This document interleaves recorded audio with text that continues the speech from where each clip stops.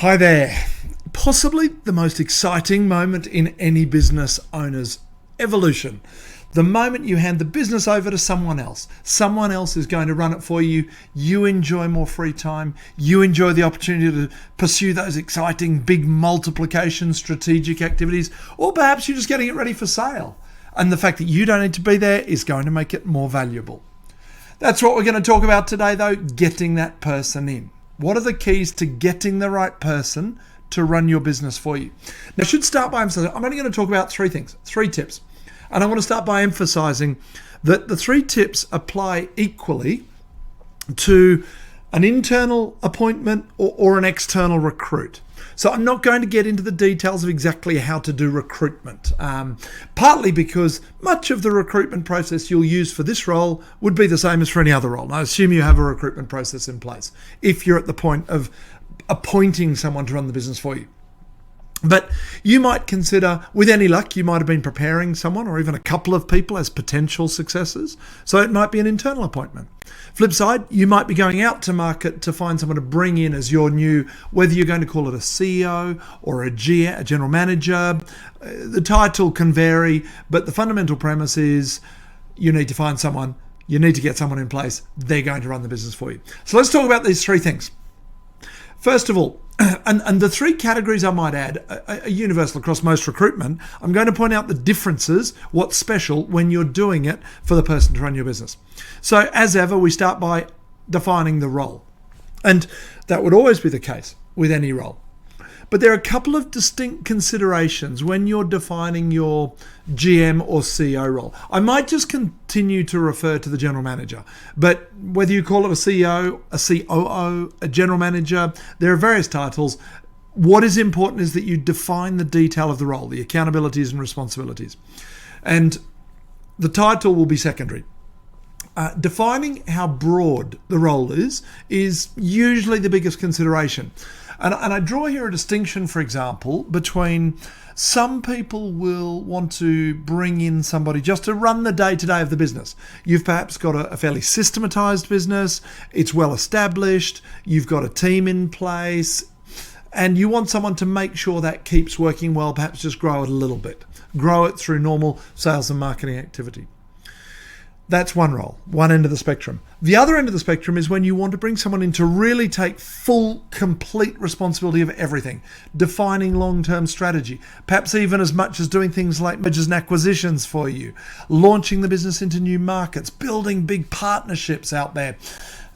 That's another level of the role. Probably going to cost you more, but both are good. It depends on your situation and what you're after. Just make sure you define it clearly before you go about appointing someone, selecting someone. Second thing to think about is when you're selecting someone. Great, you go through a recruitment process, that's all fairly normal. What would I say is specific about this selection process?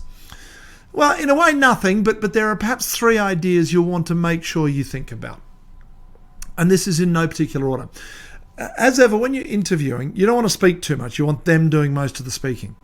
But that's even more so in a role this senior, because you want someone who's got the wherewithal, the initiative, the proactivity to put together cohesive ideas, be able to speak with clarity, with conviction, speak concisely, articulate those ideas.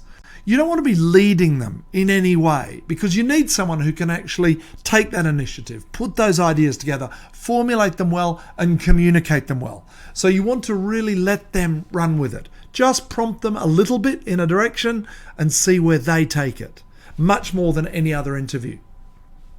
A second thing, I would always say, but in this case, really, you're going to have to trust this person. And so the quality of your reference checking is critical.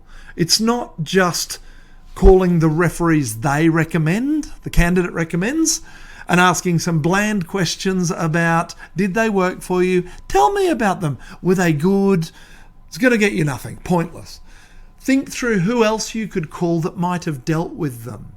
A customer of their previous employer, a supplier of their previous employer, someone they might have dealt with a couple of years back. Who do you know that might know them? Think a bit creatively and dig a bit deeper. Ask specific questions about specific attributes that you really want that person to demonstrate. So there are a couple of things. The other one I'd consider, actually, the other point, I would consider getting your last candidate, for example, your likely candidate, in to present to your team, your management team.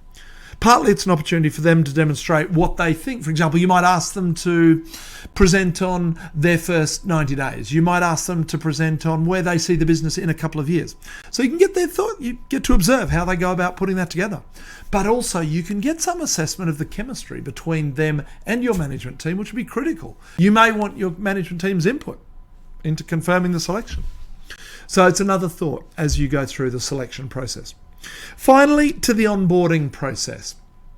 And with any staff member, I always recommend, more is better than less. Do a good job of it. Invest enough time in it. Get clear on what you need to onboard. Absolutely. In this case, though, you've got somebody who's coming in who their first impression with the business, with suppliers, with customers, with staff is going to be critical. And so I like the idea that they hit the ground running. Day one, they are good to go.